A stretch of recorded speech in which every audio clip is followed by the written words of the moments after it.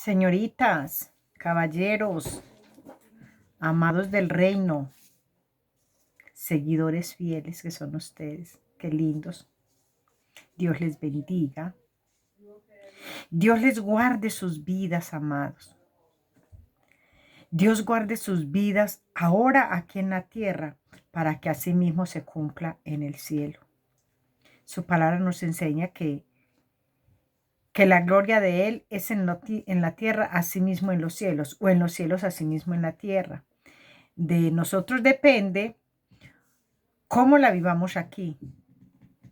Si nosotros la vivimos en tristeza, en angustia, en desesperación, en miedos, en todas aquellas cosas que destruyen nuestro cuerpo y no alimentamos nuestra alma, no vamos a conocer el camino al Padre, que es nuestro Señor Jesucristo, el vencedor.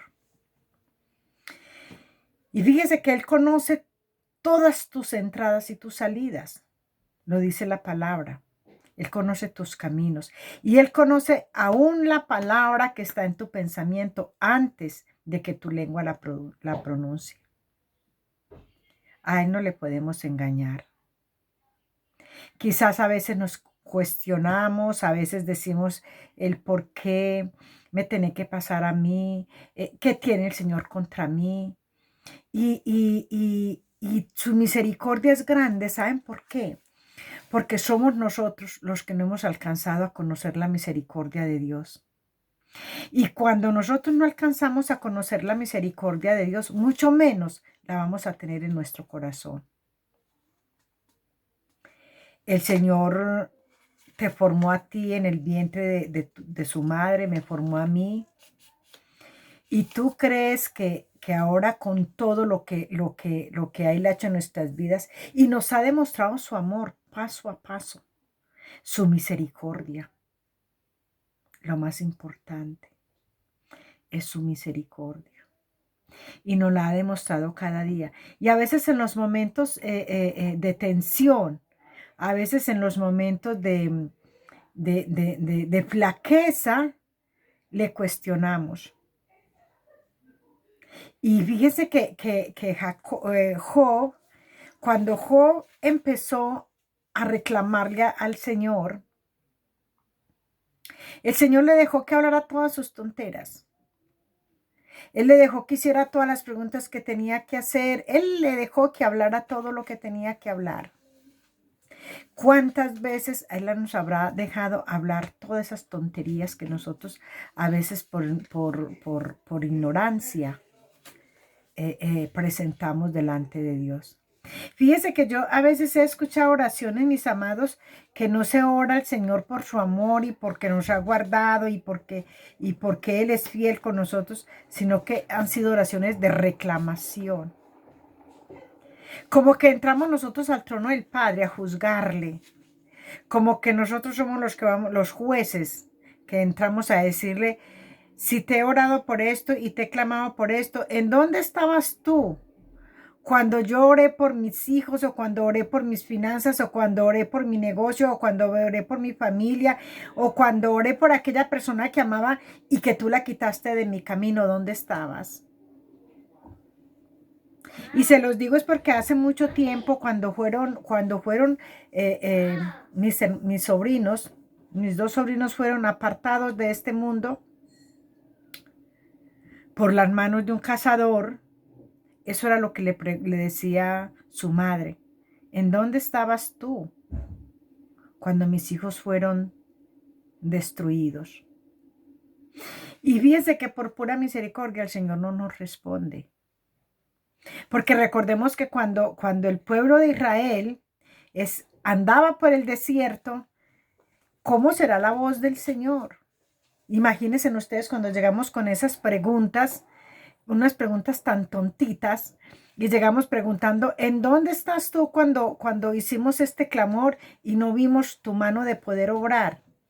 ¿Se imaginan ustedes cuando el pueblo de Israel estaba en el desierto y dice la palabra que le dice a Moisés, mira, prepara el pueblo y dile que mañana suban porque voy a estar hablando al pueblo? me voy a revelar al pueblo. Dice la palabra que cuando subió al pueblo, empezaron a sentir como truenos y nubes que chocaban y relámpagos que caían. Inmediatamente el pueblo le dijo a Moisés, no queremos que él hable. Tenemos miedo. Nosotros nos quedamos aquí a la distancia y tú habla con él y dile que nosotros te vamos a obedecer y te vamos a escuchar a lo que tú digas. Eso le dijo el pueblo de Israel a Moisés. Y entonces yo en este tiempo de que estamos viviendo esta situación, que se escuchan tantas preguntas, que no nos las estamos haciendo a nosotros, se las estamos haciendo al maestro, yo digo, por pura misericordia, el Señor no nos responde. Porque se imagina que nosotros escucháramos esa voz, que haríamos sembrados de una. Porque es que no resistimos. Fíjense en ustedes que hay una palabra donde David le dice al Señor, le dice, oh Jehová, tú me has examinado y conocido. Tú has conocido mi sentarme y mi levantarme. Has extendido desde lejos has entendido desde lejos mi pensamiento. O sea, este hombre estaba tan seguro, pero tan seguro de que lo que él hacía no se podía esconder de la presencia de Dios. Que donde él iba estaba cubierto por la presencia de Dios. Y qué bueno fuera que nosotros pudiéramos entender que donde nosotros vamos, también está la presencia del Maestro ahí con nosotros. Por eso es que la palabra dice que David tocaba el corazón de Dios con todo lo que hacía, con las oraciones, aún en las guerras. Fíjense que si ustedes leen, si ustedes les gusta leer, ustedes leen todas las guerras a las que David se enfrentó y no una sola que David hubiera perdido. Porque él antes de salir a la guerra, él consultaba a Jehová de los ejércitos. Él sabía que todo lo que él hacía no podía ser por sus propias fuerzas, sino por la mano del rey. Y llegó a tener esa presencia de Dios y esa comunicación con él, que él entendió tanto cómo obraba Dios en cada uno de nosotros. Recordemos que también hay una palabra donde dice que cuando Goliat venía a amedrentar el pueblo, él venía y preguntaba, ¿dónde está el ejército de Saúl? Que venga el más grande, el más pudiente del ejército de Saúl, venga a pelear conmigo. Eso lo decía el gigante Goliat. Pero cuando David se enfrenta a él, él le dice, porque has humillado o has tentado o has incitado, como tú le quieras llamar, al ejército de Jehová. Fíjate la diferencia. La diferencia de cómo veía David al pueblo de Dios y cómo veía Goliat al pueblo de Dios en manos de Saúl.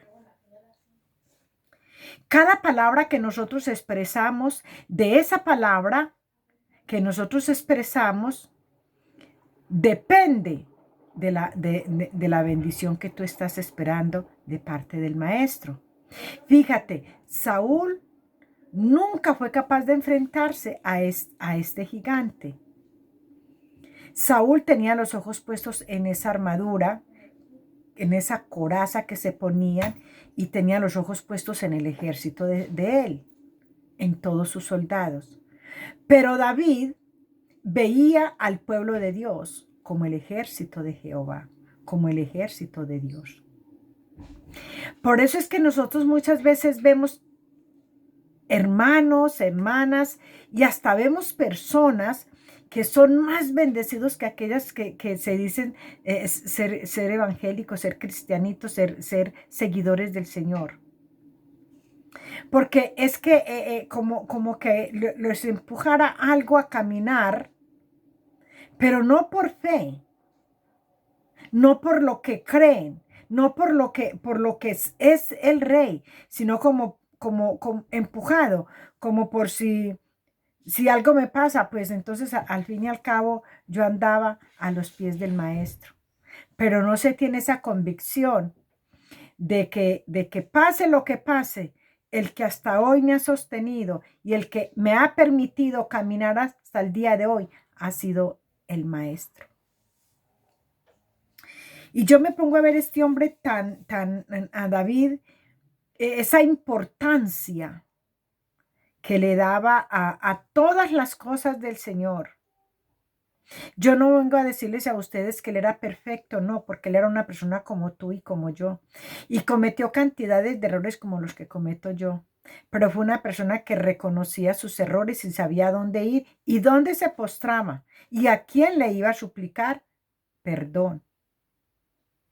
A veces nosotros cuando cometemos errores, eluimos el error. Y somos tan hipócritas que llegamos y nos presentamos delante del Señor, aún con esa manada de errores, y llegamos adorando y glorificando al Padre.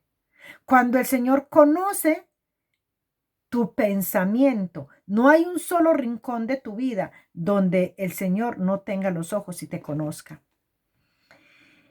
Y hasta el día que nosotros no reconozcamos que a Él no le podemos esconder nada, que Él conoce todo de nosotros y que para ver la mano de Dios obrar en nuestras vidas, de acuerdo a lo que tenemos, es que Él por pura misericordia, porque Él es misericordia. Él es tanta misericordia, mis amados, que hasta el día de hoy tú respiras, yo respiro, yo me levanto, yo me he alimentado. O sea, todas estas cosas las hemos hecho por pura misericordia. Pero cuando nosotros entendemos de que nada de eso nos hemos ganado, sino que ha sido la misericordia de Él, vamos a entender la importancia que tiene nuestro Señor para cada uno de nosotros. Es muy fácil nosotros decir yo creo en el Señor, pero cuando no vemos los resultados, entonces hacemos cosas diferentes. Cuando no reconocemos que hemos fallado, que hemos hecho mal delante de Él, cuando no reconocemos que verdaderamente los errores los he cometido y no solamente contra la persona que tenemos enfrente o con la que hemos discutido, con la que estamos mal, y a la final dejamos las cosas como si nada estuviera pasando, pero seguimos alabando al Señor. ¿Tú crees que el Señor no conoce que allá en ese rincón está guardado ese error o esa dificultad? Eso que cometiste antes de entrar a su presencia. Es que por pura misericordia vivimos. David entendió todo esto a pesar de que entendemos nosotros que David tenía el temor del Padre. David, aún allá en la majada, dice que detrás de la majada lo trajo. Ahí allá él fue ministrado y preparado por la mano de Dios. Y él sabía que ahí en ese lugar, allá donde había estado cuidando las ovejas, la mano de Dios había estado con él y que esa mano había estado desde antes de su nacimiento.